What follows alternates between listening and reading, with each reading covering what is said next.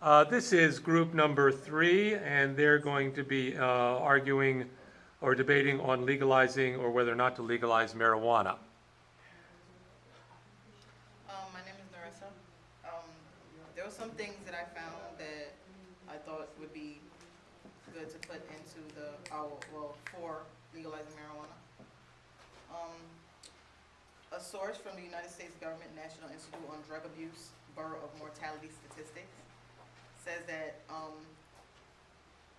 they have a list basically of a lot of drugs and annual American deaths caused by drugs, and the tobacco is 400,000 deaths, alcohol is 100,000 deaths, all legal drugs put together are 20,000, all illegal drugs 15,000, caffeine 2,000, aspirin 500, and marijuana is 0. So I think that would be good to put in our argument for legalizing marijuana. Thank you. Hi, my name is Randall. I'm for affirmative for marijuana. It's not a high percentage, but there's a significant amount of chance that a cancer patient can have reduced amnesia and have chance of growing their hair back. It keeps them hungry. So this is definitely something that will help people that are sick. Medicated marijuana, when it's illegal, not illegal, it's good. Like she said, there's no death rate only on marijuana. You can't overdose it. It's not addictive. It's the tobacco leaf that you roll it on that becomes addictive. So that's what our main argument is. I'm for it. Thank you very much. I'm for it. Oh, To add to whatever she said, my name is Sonia. I want to say that it's better to smoke marijuana than cigarettes. One big reason is because it doesn't have any chemicals.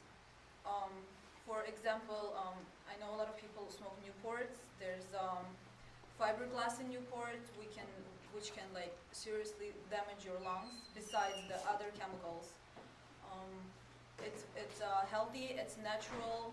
You can grow it in your own backyard. It's not addictive, and I'm for it. I think we should really pass the law to legalize it. Okay, I'm going to add just my voice to this right now, because I think what you all need to work on is, though you have opinions, you're not totally supported. The only one who supported anything was Narissa. So that having opinions on something is not going to fly as far as your argument is concerned. And the other things, you also need to find arguments for not legalizing marijuana, because you're all going to be arguing both for and against. So the opinion is really not as important as your ability to argue both sides using source material. Keep going. There is a psychological addiction to marijuana. Okay. That's actually proven. That Okay. there's a psychological addiction. I mean, it's not a need, though. When it comes to a psychological, it's more of a want than a need. Okay, but it's that kind of seeing both sides that you all need to work on. And you need to find those when you build up your working bibliography. Whenever you're ready. Hi, my name is Gabrielle Ben, and today I'll be talking about Facebook and the crime activity that goes on Facebook. Facebook is a popular social media site. It has over 350 billion users worldwide. How many of you have a Facebook? Okay, well, imagine you're on Facebook and a person messages you, and your initial reaction is you want to check out their page because you don't know them. So you look through their pictures and you see that they look your age, so you continue to talk to them and you get to know them. You meet up with them and you realize that the only person around is a grown adult.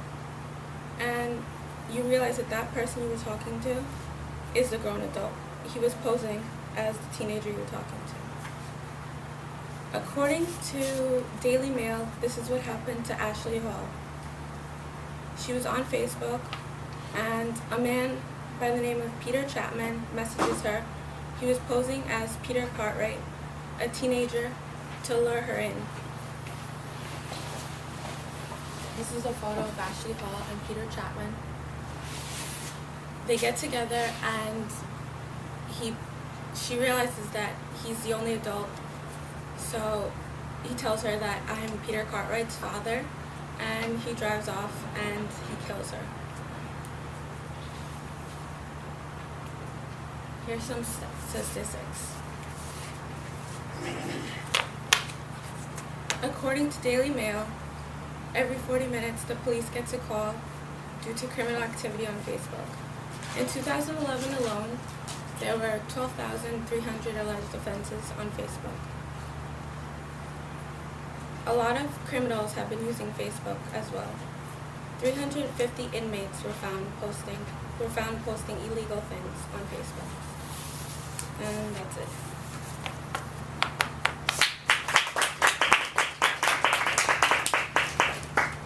Okay, let's just talk a second, everyone.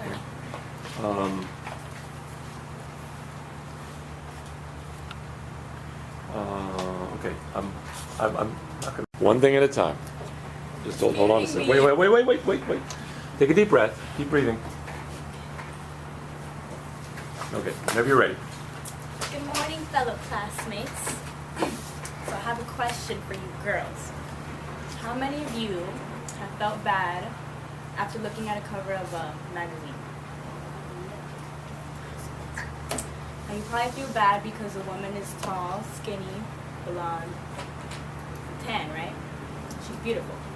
Now how many of you guys have felt bad after looking at a cover of a men's magazine? Now you guys probably feel bad because he was tall, tan, and buff. Beautiful in a men's perspective.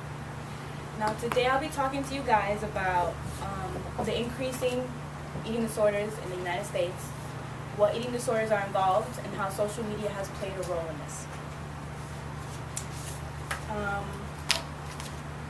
First, let's talk about bulimia nervosa.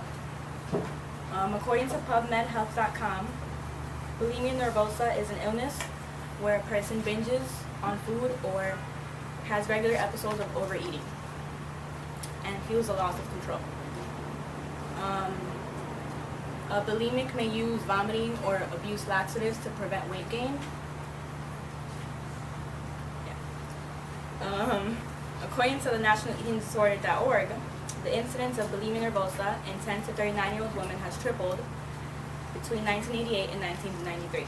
So this means that the women in this age group have resorted to binge eating to feel good about themselves. Now, unfortunately, there's no set treatment. There is therapy you can go to, and there are antidepressants you can take, according to PubMed Health, but there's really no treatment. Now, most of us know who Demi Lovato is, right?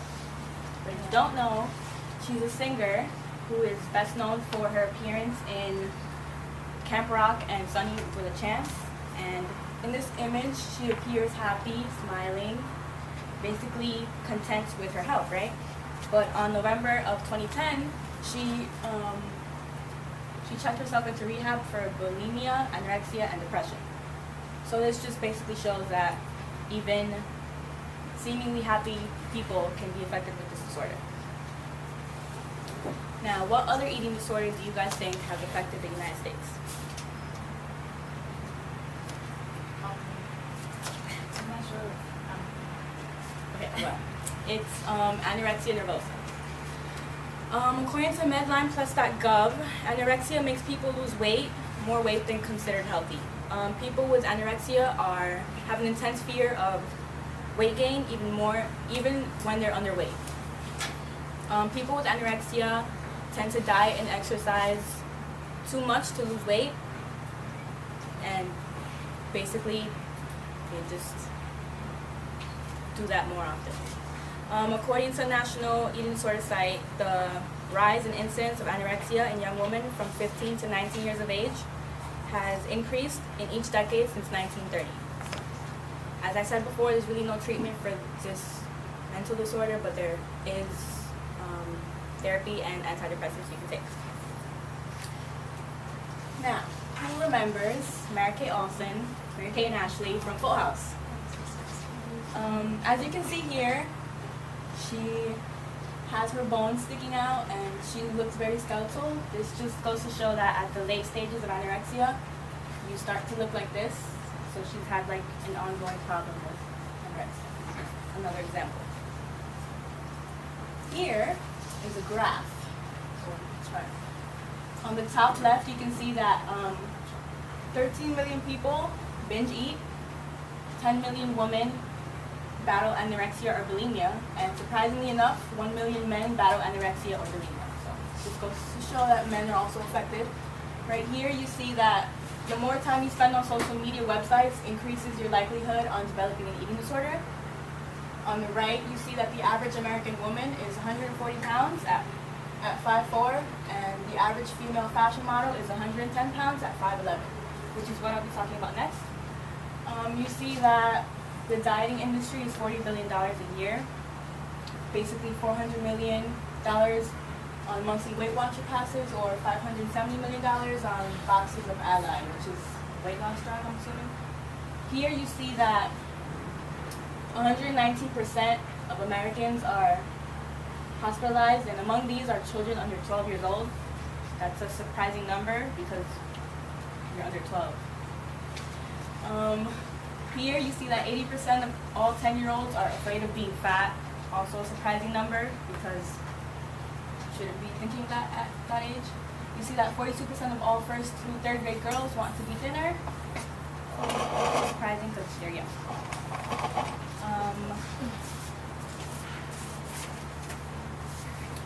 So you guys all may ask how social media plays a role in the increase of eating disorders. And social media plays a role in this because we see magazine and runway shows with these models that are basically skin and bone. So this is what young girls look up to. On radarprograms.com, it says that the majority of runway models meet the body mass index criteria to be considered anorexic. We also deal with Photoshop images showing ultimate perfection, which also affects the US population. So all in all, social media has influenced us to view ourselves in a different manner, and it's increased in the US. Thank you.